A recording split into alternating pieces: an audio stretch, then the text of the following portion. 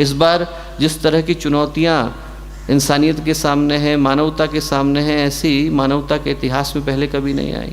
महाभारत तो कुरुक्षेत्र में ही लड़ा गया था। लंका अकेली थी जिसने उस समय में रावण के युद्ध को झेला था और राम के संहार को झेला था। पर आज की तारीख में तो आप कहीं चले जाइए, घर घर के अंदर महाभारत हो रही है और हर व्यक्ति के मन के अंदर एक लंका विराजमान है। आज के समय का जो असुर है दोस्तों, वो बाहर नहीं, मनुष्य के मन के भीतर है। इस बार का जो युद्ध लड़ा जा रहा है वो बाहर की भूमि पर नहीं लड़ा जा रहा है, इस बार का युद्ध मनुष्य की मनोभूमि के अंदर लड़ा जा रहा है। और इसलिए जो तैयारियां करने की आवश्यकता है वो पहले की तुलना में ज़्यादा चुनौतीपूर्ण और ज़्यादा दुष्कर हो जाती है। वातावरण यदि विषाक्त हो दोस्तों, वातावरण यदि नकारात्मक हो तो आपका व्यक्तित्व कितना भी मजबूत हो, आदमी के ऊपर प्रभाव तो डालता है। सब जगह पर धुआं फैल जाए तो हमारे फेफड़े कितने भी मजबूत हो, सांस लेने में तकलीफ तो होती है। सब जगह की बत्ती चले जाए तो हमारी आंखें कितनी भी बढ़िया हो, दिखाई थोड़ा पड़ता है। इसलिए वातावरण यदि नकारात्मक हो तो वातावरण की नकारात्मकता को दूर करने का प्रयास सबसे पहले करने की आवश्यकता है। और इस बार जो चुनौतियाँ इंसानियत के सामने हैं दोस्तों, ऐसी शायद इंसान के सामने पहले कभी नहीं आई। यदि हम आज की वातावरण की नकारात्मकता को देखें तो उसका जो प्रभाव है और उसका जो आपको नज़ारा है वो अखबार खोलते से ही आज की तारीख में देखने को मिल जाता है। आप अखबार उठा करके देखो तो उसमें ऐसी खबरें आदमी को पढ़ने को मिलती है जिनको पढ़ करके लगता है कि क्या मानवता इंसान का साथ सदा के लिए छोड़ करके चली गई।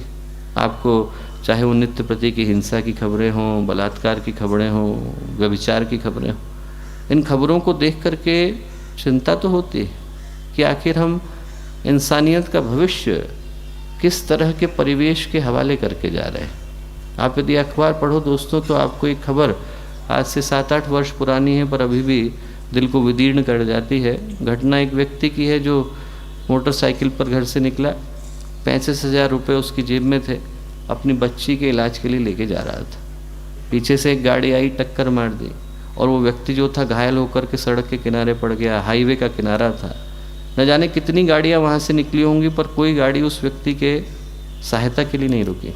एक रुकी, उसके घायल शरीर के साथ सेल्फी लेने के लिए रुकी। एक और व्यक्ति रुका, उसकी जेब में से 35,000 रुपये निकालने के लिए रुका और सोने की अंगूठी निकालने के लिए रुका।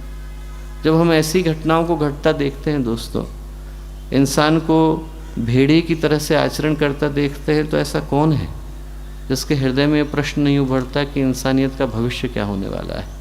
और कभी कभी घटनाएं उतनी बड़ी नहीं होती पर दिल में जख्म गहरे कर जाती हैं। 2-3 वर्ष पहले की घटना मुझे याद आती है कि एक स्कूल में एक 12 साल की लड़की ने 6 साल के बच्चे की हत्या का प्रयास इसलिए किया क्योंकि उसे लगा कि ऐसा करने से स्कूल की छुट्टी जल्दी हो जाएगी।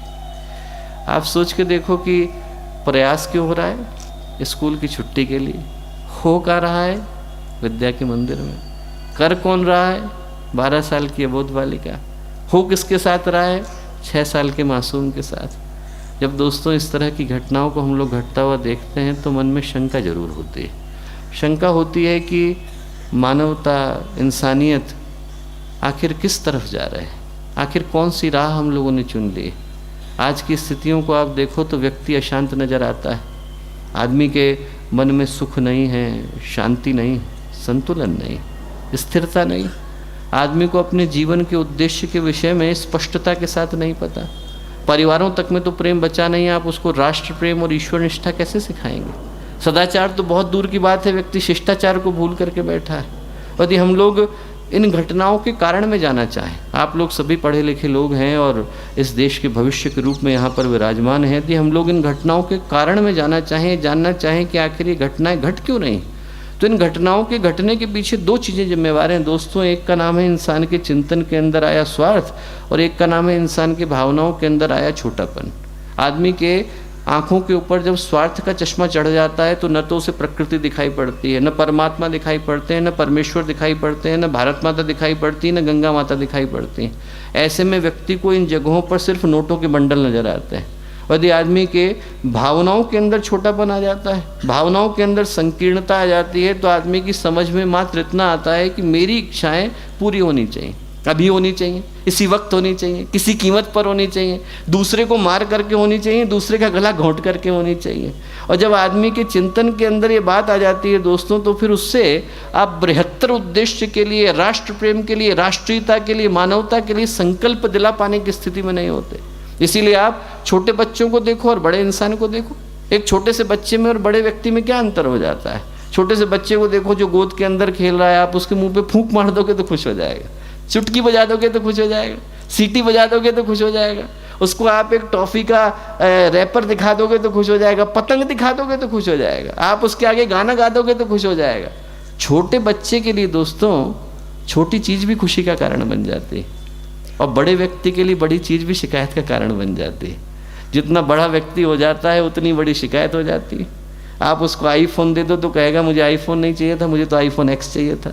आप मर्सिडीज़ दे दो तो कहेगा ये वाला कलर नहीं चाहिए था। आप उसे जगुआर दे दो कहेगा वो वाला मॉडल चाहिए था। वो यमुनानगर की कहानी आप लोगों ने पढ़ी कि नहीं पढ़ी? यमुनानगर में 62 लाख रुपए में माता पिता ने अपनी सेविंग को बेच करके एक बच्चे को BMW दिलाई। नई की नई BMW इधर से उसने ली और ले जाके नहर में डाल दी। क्यों? क्योंकि उसे जगुआर चाहिए थी। ये आदमी के अंदर क्या आ गया है दोस्तों? आदमी के चिंतन के अंदर संकीर्णता आ गई। यदि हमें प्यार पाना है तो प्यार देना तो सीखना होगा, यदि हमें सम्मान पाना है तो सम्मान देना तो सीखना होगा। इसलिए व्यक्तित्व प्रबंधन का जो मूल आधार है वो मानवता है दोस्तों।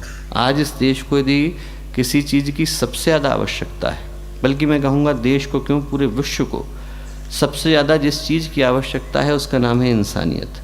यदि हम लोग हृदय के घावों को भरना सीख जाते हैं तो शैतान को संत बना पाने की सामर्थ्य हम लोग रखते हैं। यदि हम लोग किसी के दिल के घावों को भर देते हैं दोस्तों तो फिर अंगुलीमाल को भिक्षु बना पाने की सामर्थ्य रखते हैं। आज इस पूरे विश्व में आप लोग देखो, आप सब पढ़े लिखे लोग हो, आज के समय की सबसे बड़ी समस्या यही है कि व्यक्ति अपना अपना सोचता है पर आदमी समाज के लिए कुछ कर पाने की स्थिति में नहीं है। आदमी मानवता को, त्याग को, करुणा को, दया को, इंसानियत को भूल करके बैठा है। और इस देश की जो परंपरा है वो त्याग और करुणा के दम पर खड़ी की गई। हमारे YouTube चैनल को सब्सक्राइब करें और बेल आइकन को दबाएं ताकि आपको नोटिफिकेशंस मिलते रहें।